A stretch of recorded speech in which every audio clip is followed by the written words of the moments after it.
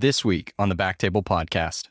Philips doesn't value me because I'm an interventional radiologist or I know UFIs or something like that. I'm sort of this dot connector. I see the big picture. I've maintained dual board certification even in diagnostic radiology and done my recertifications. I still do the office hours, do keep those admitting privileges, do the tumor boards, and just refine your innate skill as an interventionalist, as an innovator. Be a good doctor first and foremost, because it's that makes you valuable to industry, not just a diploma. And unfortunately, I just don't think there's a shortcut.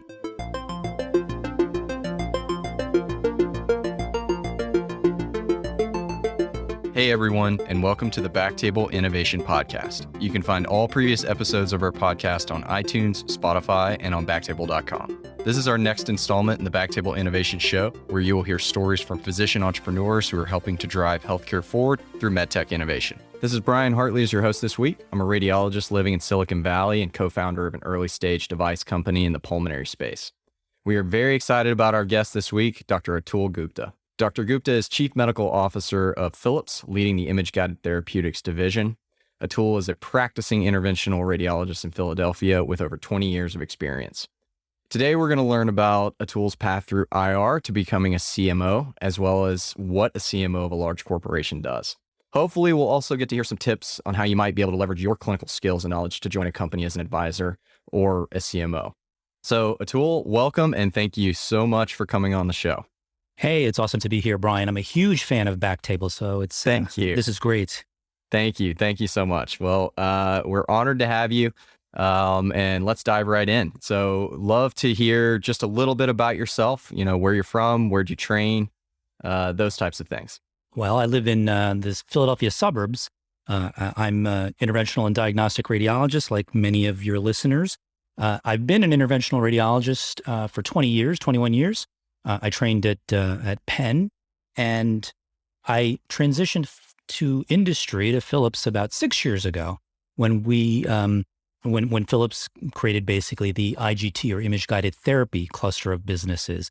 That being said, I still practice several days per month doing interventional procedures now in ASCs or ambulatory surgery centers in the Philadelphia region. Awesome. And touching on your practice now, what's your case mix? So it's quite different than what it was in a hospital. In a hospital, as you know, we're doing trauma followed by a fibroid, followed by a TIPS, followed by a spine case, oncology. When you work in an ASC, it's a bit less diverse. So I spend much of my time doing peripheral artery disease and dialysis access interventions. Although that being said, I think ASCs throughout the country, in the US at least, are starting to also diversify the types of procedures they do. And we're seeing a lot more oncology happening as well. That's great. Yeah. It's good to see it spread out to ASCs. Now, going back in time a little bit, starting at the beginning, how did you decide on interventional radiology as a subspecialty, and any mentors that stand out? Yeah, it wasn't a straight path, and I don't know that it's a straight path for many people. I actually started my life out wanting to be a cardiac surgeon.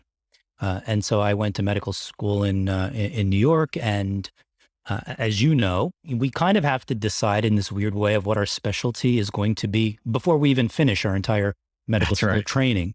And so you go through the match process, and I was matched to a categorical surgical program, Thomas Jefferson, here in Philadelphia. But the very last rotation that I did in medical school was this weird new specialty called interventional radiology. And this was back in 1994. By then, I'd already matched in surgery, but I just thought it was amazing because I remember putting on this lead and kind of looking like it was an OR and watching this guy whose name I don't even remember guide this little tiny piece of spaghetti, a catheter, through this little tiny incision about the size of a pencil point in the neck.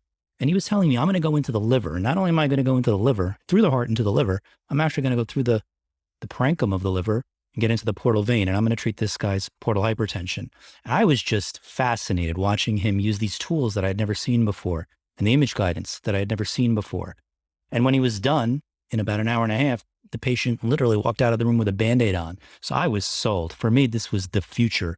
And so I ended up doing a year of general surgery at Jefferson because I thought, like many of my colleagues actually, that it can only help if you want to go into this new specialty of interventional radiology. Surgical skills are quite important. And so that's what I did. But then I transitioned very quickly to the University of Pennsylvania, where I did my diagnostic radiology residency, followed by my interventional radiology fellowship. That's awesome. It's always good hearing a story like that, how people come to IR and how fascinated they are at the beginning when they see minimally invasive procedures. It's a big draw to the field. Now, when you finished your training, tell me about your early career. What was your practice like there? I left Penn and I stayed in the Philadelphia area, and I really wanted to build something for myself. So I think most fellows, they kind of leave and you sit in two camps. Either you want to go to an established practice where you cut your teeth and you continue to learn. And the truth is you do most of your learning, as you know, after fellowship. All that learning happens in that first or second year after you actually graduate, when you're on your own without training wheels. Or, so some people go into established practices where they kind of just go through the process. Other people, for some reason, myself, decided I wanted to go to a hospital in South Philadelphia that did not have an interventional department. And so it was this fantastic opportunity to have this blank slate and build an interventional radiology department, equipment, service line, staff from scratch.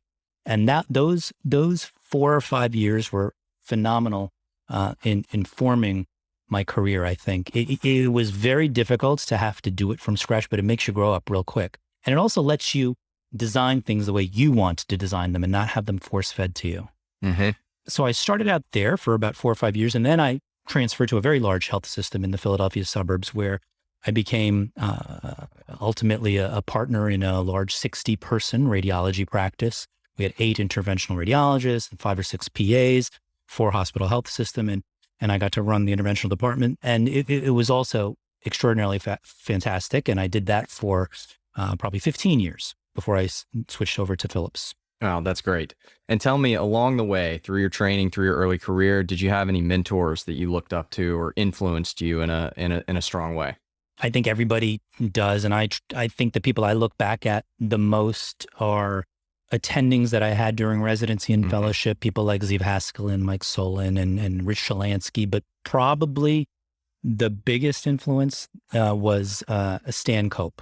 So Dr. Cope, as many know, kind of was this innovator. He whether you do gastrostomy tubes or nephrostomy tubes or biliary procedures or even lymphangiography or thoracic duct embolization, if you use a micropuncture needle, he invented this stuff. And he was just really the best person to work with because he had super energy. He was in his 70s when I was a fellow, and you're so exhausted after 14 hours of doing cases, and he would just keep going and going and going. And he never trained as an interventional radiologist. He was actually an internal medicine doctor. So he got to build the specialty from scratch. In fact, I remember him telling me, Atul, when I used to ask him, what's your background? It doesn't matter what my background is. I'm not an internal medicine doc. I'm not a radiologist. I'm a gadgeteer. That's what he always used to call himself, a gadgeteer. Oh, that's fantastic. I just thought it was fantastic. So for the listeners, can you give us a mix of what he invented? You mentioned micropuncture, and you mentioned biliary stuff, but we're talking about the Cope loop, correct? Yeah, Cope loop, amongst many things. And he did these inventions not because he was pushing a technology. Hey, I got this great idea. Let me see if I can put this in a body. No, he always instilled in all of the fellows, you have to solve an actual clinical problem. And he had this fantastic mind to find simple and elegant solutions to complex real-world problems. Problems like the gastrostomy tube is falling out. That nephrostomy tube that was very tough to get in a non-dilated system, the patient went to the floor and it fell out. Well, he invented a way to hold it in with these locking loops. Or I want a more minimally invasive way of getting into tubes like bile ducts or vessels and micropuncture access. Yes. Or even things like lymphangiography and thoracic duct embolization. It's such a hot procedure now through people like Maxick and others. But I remember as a fellow, he would, strap on this archaic headset, which was like this light on his head, and he would do these cut downs in between the webs of a patient's foot. And any fellow that trained in the 90s remembers thinking these are the worst cases to be involved in because we didn't even know what he was doing. But he was basically doing things that we are now doing today, biliary lithotripsy. And so he was just always starting from a place of, I need to solve a problem, not let me invent something and shove it into a body. And that really stuck with me. Okay. It sounds like he was a big influence on you from an innovation standpoint. I mean, seeing, basically we're talking about locking pigtail catheters. We're talking about the T tabs on G-tube sets to keep Exactly. the stomach up against the wall. I mean, these are foundational devices that he helped create. And devices that also have crossed specialty lines, micropuncture access. The whole concept of micropuncture is used almost in any interventional procedure, whether you're doing something in the heart, the spine, whether you're a radiologist, cardiologist, or vascular surgeon. But he didn't care so much about the specialty. He just saw himself as a physician. And I think that's really important. It's a fantastic point. I mean, if you maybe you're saying if you pigeonhole yourself and saying, I only work on this part of the body or this area, you might be missing out on other opportunities to help patients in other parts of the body with the same concept. Maybe not the same device, but maybe the same concept. Exactly. And, it's natural that hospitals and physicians get into turf battles, but the minute you start to break away those silos, that's when real innovation comes. And that's why I love going to conferences like, for instance, ICIT, that Barry Katzen runs, because it's a multi-specialty conference. It's a conference where you bring surgeons and cardiologists and vascular surgeons together, or conferences like APS CVIR in Asia Pacific, or PAIRS in the Middle East, or CIRSA or SIR. They're increasingly becoming multi-specialty conferences because collaboration is what leads to the best innovation. And hopefully, as the future goes on, there will be less of these silos and more blending of specialties. Hopefully that's the direction we're going in. I think it's better for patient care. And I think ultimately, I think we're all going to be called image-guided therapists at some point in the future. I mean, there's so much blurring between what surgeons and cardiologists and even urologists and gynecologists and of course radiologists are all doing. We're using imaging, using minimally invasive tools. And maybe we're using them in different parts of the body or the same part of the body. But at some point, we're going to be just called image-guided therapists, I think. I think that's a great point. Now, with you, how did you get started in innovation? You were in your practice, you were doing a private practice. Sounds like you were busy in your early career, but you also found time to collaborate. And tell me, what was that like at the beginning for listeners out there? How did you start? Again, it wasn't by design. I never had this ambition to do what I'm doing now. I just wanted to make sure I was doing what I loved. And I loved working with patients and building a department in South Philadelphia at this hospital. And then I started to see problems. I started to see how I like using, for instance, ultrasound. And ultrasounds were becoming a lot smaller. And I needed it for ultrasound guidance during the procedure. But I also needed X-ray guidance during the procedure. So how come I have to go to one company for the ultrasound and look on a different screen? And how come I use another company for the X-ray and look on another screen? And, we're all twisting our necks in lead. And so early on, I just said, let me get these two companies together. And can you guys integrate the two in one screen? Give me an A/B switch. Figure out a way to make this work. We can do some of these things so easily in our consumer lives. It was unfathomable to me why we can't do this in healthcare. And so I started working with companies like Philips, even back then, and Sonosite in terms of integrating imaging. And then we started doing things like 3D rotational angiography, which made these really cool 3D images. But what I really wanted to do was use that imaging to guide a procedure, and maybe even better, use historic imaging like CT or MRI.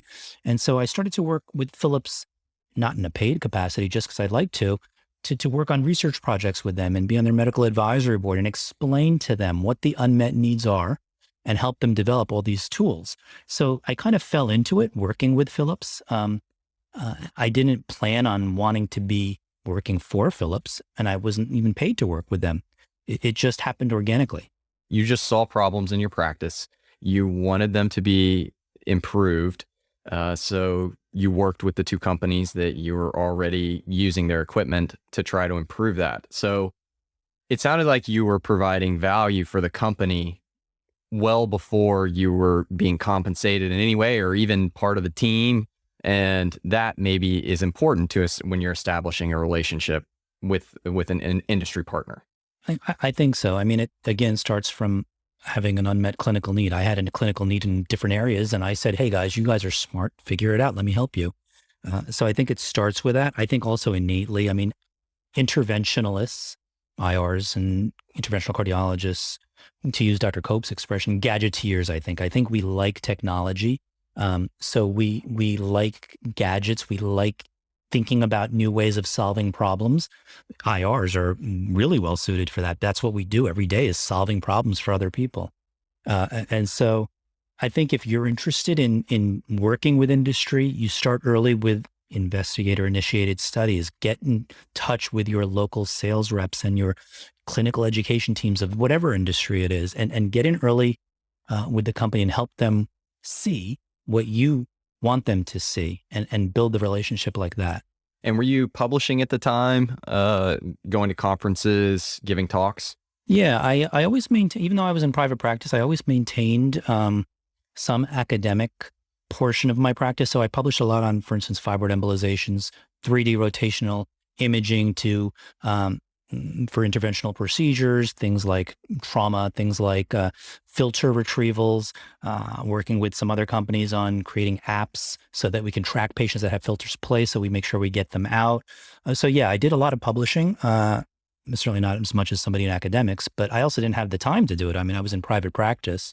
I did it again because I liked to, not because it was a means to an end to anything. And I loved going to conferences, not just conferences in the US, but conferences in Europe, for instance, or Asia, because you see, when you grow up in the US and you're conditioned and trained in a US environment, you think the whole world revolves around our technology and our innovations, our healthcare. And then when you see what is being worked on in other countries, you realize that's the stuff that's going to be coming here over the next few years. So you get a very interesting perspective. Yeah, absolutely. Now, when did you formalize the role with Philips as CMO? I assume you were working with them. It sounds like you were working with them from day one, just on small projects that you wanted things to work better, and you thought they could help, and you would help them in turn to solve problems that they didn't even realize were problems. And so, how did that progress to a formal relationship? About 6 years ago, the image-guided therapy cluster of businesses, the cluster of businesses that I now represent as CMO, that was actually developed or created at Philips. And it started out by an acquisition. It was the acquisition of Volcano. And so at that point, Philips decided that they wanted to get into the medical device, the endovascular device space. And it wasn't just about selling devices. It was really about making smart devices, integrating those devices to the imaging system and supporting it with a whole bunch of software. And so this new division or business in Philips was created called IGT. And it became sort of a natural point in time for me to say, hey, I've been working with them for so long, and now they have a need, or they for a CMO. Let me try this out. And actually, I met with the business leader, and I said, I want to do this as a bit of an experiment, because I'm not, I want you test drive a car. I want to test drive this job. And so I said, let me do it 50% of the time. And let's see how this experiment goes. And the experiment was a profound success for both of us. And so I decided to formalize that about, again, 6 years ago, where I became full-time, with the caveat that I said, I always want to be able to maintain clinical time several days per month, doing my own thing separate from Philips, which of course they were more than happy to let me do. And so that's when it started 6 years ago. Okay, it sounds maybe there's a good point in there too. And that is, you don't have to dive in with both feet. You didn't leave clinical practice. You said, I am interested in this, but let's test it out. Let's test out the relationship, see if it works. And then from there, you decided to, if it worked out, you'd formalize it. Yeah. I mean, again, I like that analogy of test driving a car. I've seen young people, I've interviewed people when I was in private practice who were looking for jobs, and people spend more time looking for reviews on Amazon for a piece of furniture in their house that they're going to buy, more than they actually do the due diligence on a job that they wanted to take. So if you're going to test drive a car, why would you not test drive a job? So even if you don't go into industry, my recommendation is to any resident, I even did this, you do locums for a bit, do something where you can actually see more than that 1 hour interview, what a practice is like before you join it. That's fantastic advice for everyone out there, I think, in any role.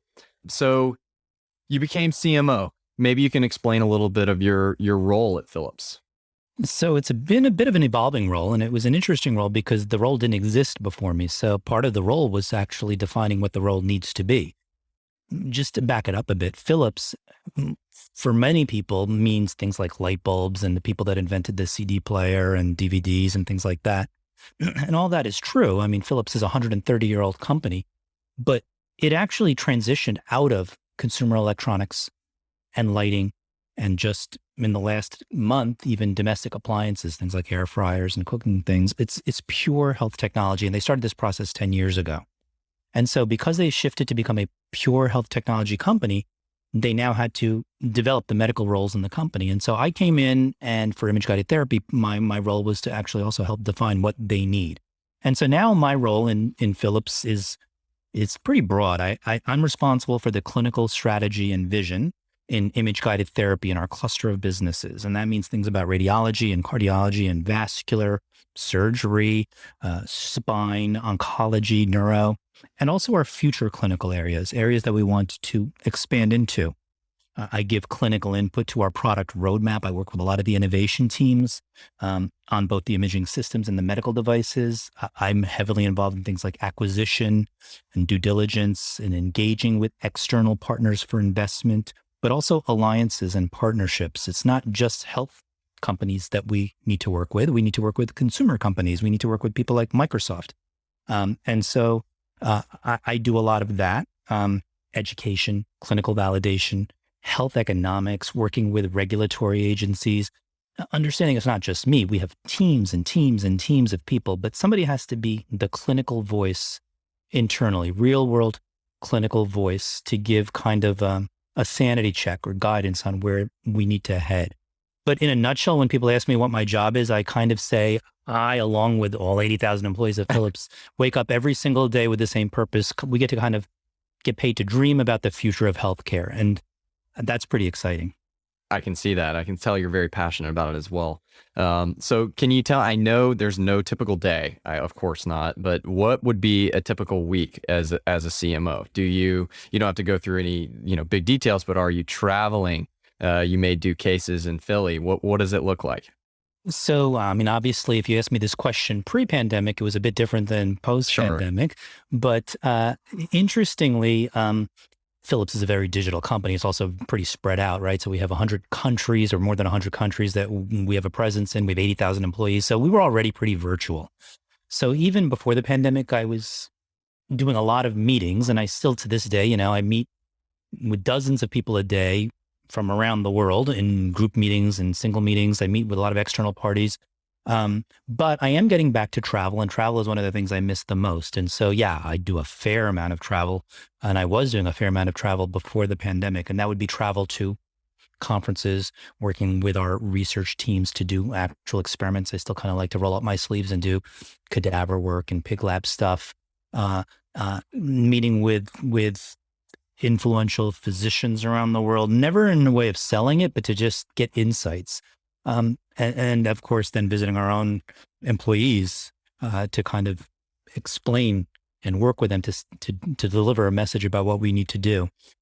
So there is no one particular day. It's kind of like interventional radiology. It's what attracts us to the specialty. No one day is the same. I mean, in IR, it's one of the things that attracted us. You could do a spine case and then a spleen and then an abscess and then a neuro case, and all in one day. It's that diversity of disease that we treat that makes it exciting. And the same thing holds true for me in Philips. Yeah, I think you raise a good point about, I guess, radiology and IR in general, how you do have to be able to speak at a high level to a number of different specialties. And do you think that has helped you in your vision and your quest to improve multiple specialties?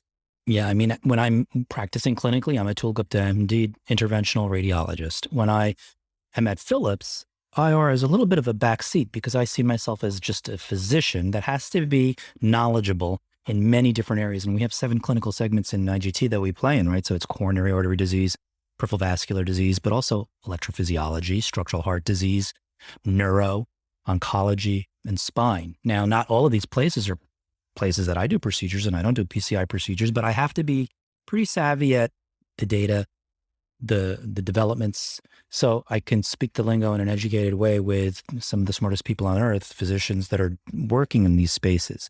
Interventional radiologists, I think, are uniquely suited to this type of role because if you think about it, Bryan, we are kind of the great aggregator in the hospital. We're working in so many different disease spaces and organs, and we have to collaborate with pulmonologists and GIs and oncologists and surgeons. And so we're kind of naturally suited to be problem solvers and work across multiple areas.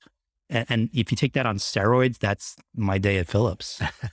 That's great. Okay, that's a great segue. I would love to talk a little bit about what Philips is working on, some of the exciting tech. I know you guys are visionaries and you see the world slightly different way. I would love to hear a little bit about the tech. Specifically, at some point, I do want to talk about the force technology that you guys have developed when you get to that. Well, I think that in general, again, technology is not the end game. It's meant to be an enabler. It's supposed to enable physicians to treat patients better. So when we look at all these different technologies, we always start in this process of co-creation, working with the end user. And by the way, the end user is not just physicians. It could be technologists, nurses, C-suite, and patients themselves. We do this interesting thing that in industry, it takes a while for products to come out. What you see today has been in development for 7 or 8 years. And so that also means that we have to really have our fingers on the pulse of not just physicians today, but people from before. So there's an interesting thing that we do, which is we bring in, basically teenagers, kids into our research labs in Eindhoven, for instance. And we just basically throw them into a cath lab and say, hey, play with this interface, play with this piece of equipment and tell us what you think. Obviously, there's no x-ray that's on, but they can still get an idea of how they interact, because these are going to be the physicians of the future. And remember, these are people that were born, that makes us feel old, the day the iPhone was developed. That's how long an iPhone has been out. And so it's very important for us to talk to all the stakeholders, not just physicians. And yeah, I think that some of the technologies that we have in development that we've publicly talked about are things that excite me the most. Things like augmented reality and new ways of interfacing with our medical devices and imaging systems. Things like artificial intelligence, where in the beginning, it's going to be basically just an enabler, an assistant to me, so that maybe when I'm done with the procedure, I'll have 80% of my report already dictated. But also things like new ways of imaging, like FORS or fiber optic real shape, the technology that you just described, which is a new way of visualizing our devices in 3D, endovascular devices, without radiation. And so now we can actually do AAA procedures, and they've already done first in human cases last year on this without radiation. Now, if you think about it, we've been in the radiation business for almost a century. So for a company like Philips to basically disrupt itself and say, yeah, radiation is great, but we're going to think about a new way of imaging. That was my question. Yeah. Then, FORS is just one example, or EPD Solutions, another business that we have in IGT, which is using dielectric imaging, a new way of imaging catheters in the heart to do EP procedures without radiation. These are really foundational strategic decisions that I think will change the next century of healthcare. As I said, we've been in healthcare for a century, but we don't want to focus on the past. We need to invent the next century of healthcare. It sounds like Philips has, have you read the book, Infinite Game by Simon Sinek? He talks about companies having a higher purpose. And he also talks about how some companies can become pigeonholed with a certain technology. They don't become treaters of, say, Philips could say, we make the best x-ray systems possible. But it sounds like you guys are saying we are going to invent the best way to treat patients, whether it's now, 1 week from now, 1 month from now, or 100 years from now. And I think that's a long-term view that really keeps companies successful.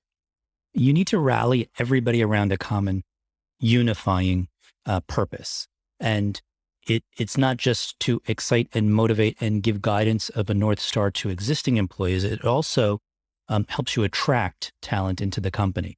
And so at Philips, exactly as you said, Bryan, it's our purpose to improve health and well-being through meaningful innovation. And if you put a number on it, it's our specific goal to improve the lives of 2.5 billion with a B people per year by 2030. Now you're going to say that number sounds so huge, it doesn't make any sense. But already we've hit 1.6 billion lives are improved every year through one of our technologies.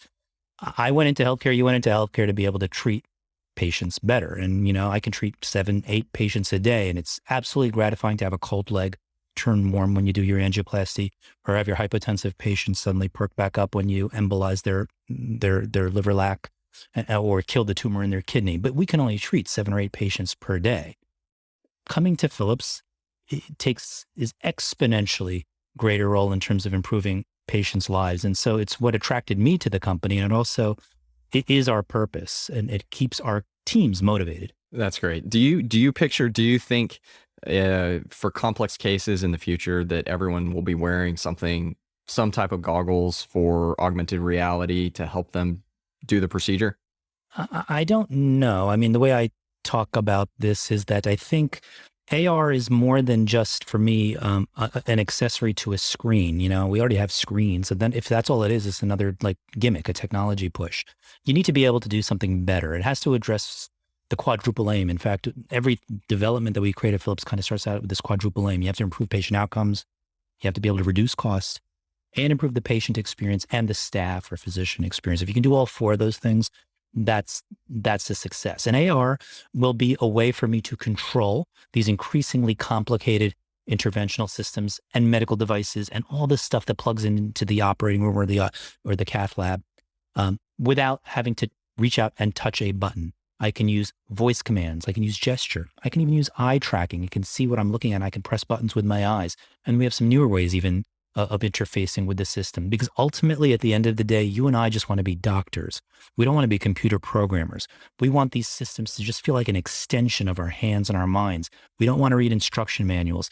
So that's why user interface is so important to me, because you can have the best tools in the world, but if nobody knows how to use it, nobody will use it. You can't improve the outcomes. Yeah. Now tell me, move on to a topic that's near and dear to my heart, and that's the lung. What are you working on at Philips in the lung in terms of lung nodules, lung ablation? Yeah, so I think, as you know, then, lung cancer is an extraordinarily big problem around the world. More people die of lung cancer than colon cancer, prostate cancer, breast cancer combined. And we've reached this point where a lot of people are getting incidentalomas. They're getting imaging for other purposes, or even a screening CT for their lungs. And we're catching nodules at a much earlier stage.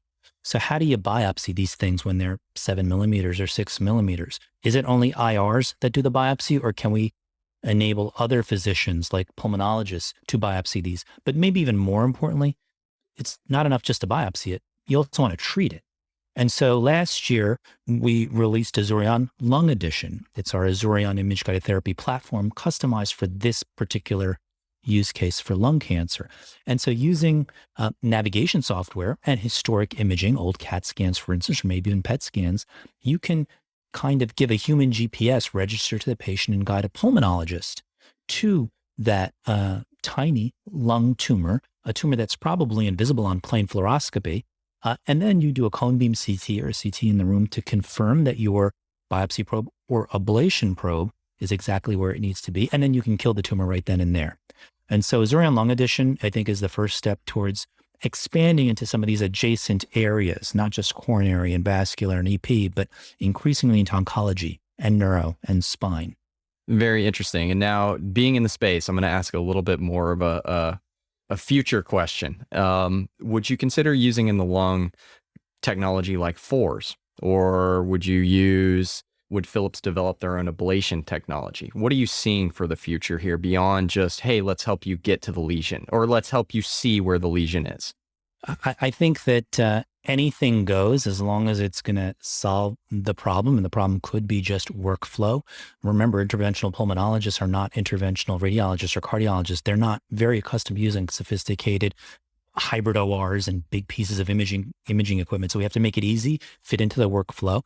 And you're seeing this with other companies, new ways of imaging without radiation, using robotics for this space, ablation planning. It's not just sticking a needle in a tumor, but can you customize or sculpt the ablation zone? Can you predict that ablation zone using our software? These are all areas that we're working on. That's great. So if you had to boil it down, what are you most excited about for the future of image-guided therapies? Well, that's a tough question. I can't tell you one thing. I mean, it's just the variety of diseases, but I think in general, the fact that we play in so many different areas. And if you go back to the real purpose, I told you the Philips purpose was improving 2.5 billion lives per year by 2030. The first thing I did was when I came to Philips was actually try to dive into the image-guided therapy influence, because it's one thing to improve the lives of 2.5 billion people by saying that, yeah, somebody had a CAT scan or ultrasound, which is extraordinarily meaningful. But I care about treating patients. So what I dove into was how many patients does IGT treat per year? And when you crunch the numbers, it comes out to 35 million patients. What that means is one patient every single second somewhere on earth has their life improved or even saved thanks to one of our devices or systems. I mean, just in, 30 minutes that we've been talking, if you crunch the number, you can think of the thousands of patients who've had strokes reversed and tumors killed just in the last few minutes.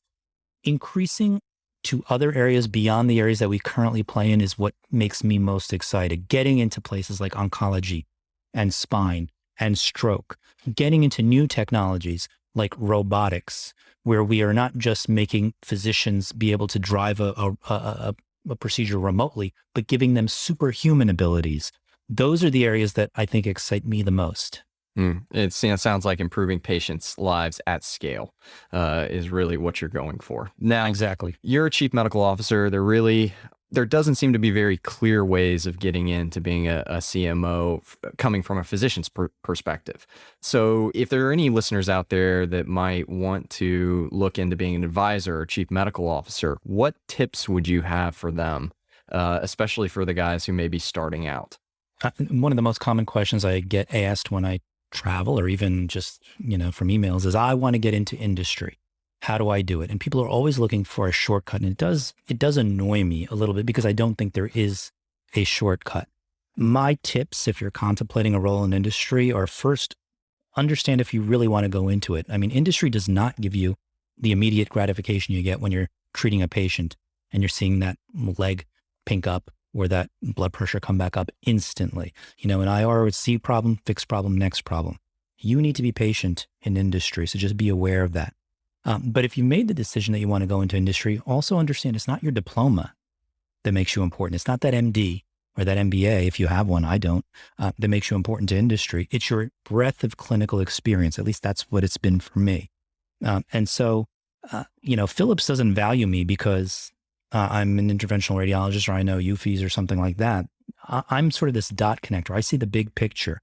I've maintained dual board certification, even in diagnostic radiology, and done my recertifications. I still do the office hours, do keep those admitting privileges, do the tumor boards, and just refine your innate skill as an interventionalist, as an innovator. Be a good doctor first and foremost, because it's that makes you valuable to industry, not just a diploma. And unfortunately, I just don't think there's a shortcut.